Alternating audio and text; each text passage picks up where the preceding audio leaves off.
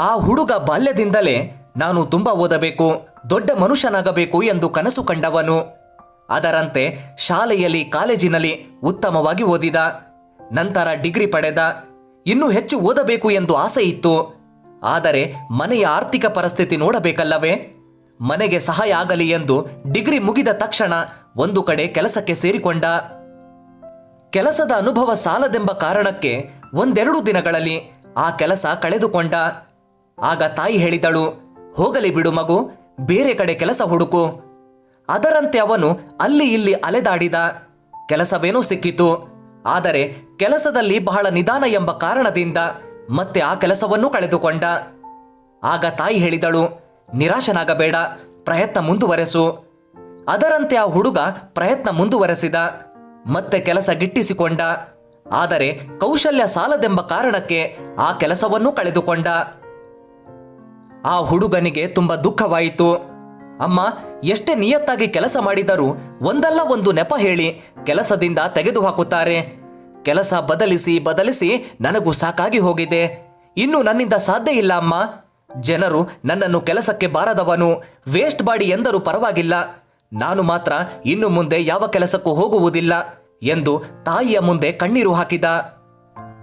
ಆಗ ಆ ತಾಯಿ, ಮಗು, ಒಬ್ಬ ವ್ಯವಸಾಯಗಾರ ತನ್ನ ಹೊಲದಲ್ಲಿ ಮಣ್ಣಿನ ಸಾರ ಕಡಿಮೆಯಾಗುತ್ತಿದೆ, ಇಳುವರಿ ಕಡಿಮೆಯಾಗುತ್ತಿದೆ, ಈ ಹೊಲದಿಂದ ಏನು ಪ್ರಯೋಜನವಿಲ್ಲ, ಸುಮ್ಮನೆ ಸಮಯ ಹಾಳು, ಶ್ರಮವೂ ವ್ಯರ್ಥ, ಅದರ ಬದಲು ಹಾಗೆ ಬಿಡುವುದು ಒಳಿತೆಂದುಕೊಂಡು ಹಾಗೆ ಪಾಳು ಬಿಟ್ಟರೆ ನಷ್ಟ ಯಾರಿಗೆ ಹೇಳು? ಅವನಿಗೆ ಅಲ್ಲವೇ? ಯೋಚಿಸಿ ನೋಡು. ಅದರ ಬದಲು ಸೂಕ್ತವೆನಿಸಿದ ಯಾವುದಾದರೊಂದು ಪರ್ಯಾಯ ಬೆಳೆಯನ್ನು ಬೆಳೆಯುವ ಪ್ರಯತ್ನ ಮಾಡಬಹುದು. ಅದು ಆಗಲಿಲ್ಲವೆಂದಾಗ ಹೂವೋ ಹಣ್ಣೋ ತರಕಾರಿಗಳನ್ನು ಬೆಳೆಯಬಹುದು. ಅದೂ ಸರಿ ಹೋಗದಿದ್ದರೆ ಜಾನುವಾರುಗಳಿಗೆ ಮೇವಾಗುವಂತಹ ಹುಲ್ಲನ್ನು ಬೆಳೆಯಬಹುದಲ್ಲವೇ? ಹಾಗೆಯೇ ಕಲಿತ ವಿದ್ಯೆ, ಗಳಿಸಿದ ಅನುಭವ ನಿನ್ನ ಬಳಿ ಇರುವಾಗ ಚಿಂತೆ ಏಕೆ ಮಾಡುವೆ?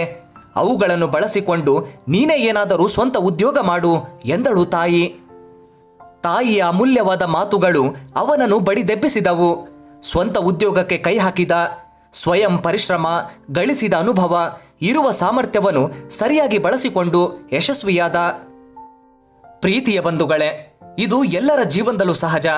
ಒಬ್ಬ ಮನುಷ್ಯ ಇದೇ ಕ್ಷೇತ್ರದಲ್ಲಿ ಕೆಲಸ ಮಾಡಬೇಕು, ಇದರಲ್ಲೇ ಸಾಧನೆ ಮಾಡಬೇಕು ಅಂತ ಎಲ್ಲೂ ಮೊದಲೇ ಬರ್ದಿರಲ್ಲ. ಯಾವುದೋ ಡಿಗ್ರಿ ಮಾಡಿಕೊಂಡು ಯಾವುದೋ ಬೇರೆ ಕೆಲಸದಲ್ಲಿ ಸಾಧಿಸಿರುವವರು ಎಷ್ಟೋ ಜನ ಇದ್ದಾರೆ. ಮನುಷ್ಯ ಯಾವಾಗ ಸೋಲ್ತಾನಂದ್ರೆ ಇದು ನನ್ನಿಂದ ಆಗಲ್ಲ ಅಂತ ಅವನ ಮನಸ್ಸಿನಲ್ಲಿ ಬಂದ ತಕ್ಷಣ ಅವನು ಸೋತ ಅಂತ. ಹಾಗೆ ಈ ಜಗತ್ತಿನಲ್ಲಿ ಎಲ್ಲದಕ್ಕೂ ಒಂದು ಕಾರಣ ಇದೆ, ಎಲ್ಲದಕ್ಕೂ ಒಂದು ಪ್ರಾಮುಖ್ಯತೆ ಇದೆ. ಇದನ್ನ ಈಗ ನಾನು ಹೇಳ್ತಿಲ್ಲ, ಶತಮಾನಗಳ ಹಿಂದೆ ಪರಮಾತ್ಮ ಶ್ರೀಕೃಷ್ಣ ಸಾರಿ ಸಾರಿ ಹೇಳಿದ್ದಾನೆ. ಬಂಧುಗಳೇ, ಯೋಚಿಸಿ. ನಮ್ಮ ಹಿರಿಯರು ಹೇಳ್ತಿರ್ತಾರೆ, ಒಣಗಿದ ಎಲೆಗಳು ಸಹ ಕೆಲ್ಸಕ್ಕೆ ಬರ್ತವೆ, ಯಾರಿಗೂ ಬೇಡವಾದ ಕಲ್ಲು ಸಹ ಕೆಲ್ಸಕ್ಕೆ ಬರುತ್ತೆ, ಮುಳುಗುವವನಿಗೆ ಒಂದು ಕಡ್ಡಿ ಸಹ ಆಸರೆಯಾಗುತ್ತೆ.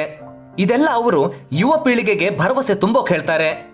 ನಾನು ಹೇಳ್ತಿರೋ ಉದ್ದೇಶ ಇಷ್ಟೇ ಬಂಧುಗಳೇ, ನಮ್ಮ ಬಗ್ಗೆ ನಾವೇ ಕೀಳಾಗಿ ಯೋಚಿಸುತ್ತಾ, ನಮ್ಮನ್ನ ನಾವೇ ಕಡಿಮೆ ಅನ್ಕೊಳ್ತಾ, ಯಾವುದ್ಯಾವುದೋ ಇಷ್ಟ ಇಲ್ದಿರೋ ಕೆಲಸ ಮಾಡ್ಕೋತಾ ಸುಮ್ಮನೆ ಟೈಮ್ ವೇಸ್ಟ್ ಮಾಡೋದಕ್ಕಿಂತ ನಮ್ಮ ಜೀವನದ ಗುರಿ ಏನು, ಹೇಗೆ ಸಾಧಿಸಬೇಕು, ಅದರ ಕಡೆಗೆ ಧೈರ್ಯದಿಂದ ಹೆಜ್ಜೆ ಇಡಬೇಕು. ಸಮಯ ಕೂಡಿ ಬರುತ್ತೆ, ಅದೃಷ್ಟ ಒಲಿಯುತ್ತೆ, ನಮ್ಮೆಲ್ಲರಿಗೂ ಒಳ್ಳೇದಾಗುತ್ತೆ. ಶುಭವಾಗ್ಲಿ ಎಲ್ರಿಗೂ.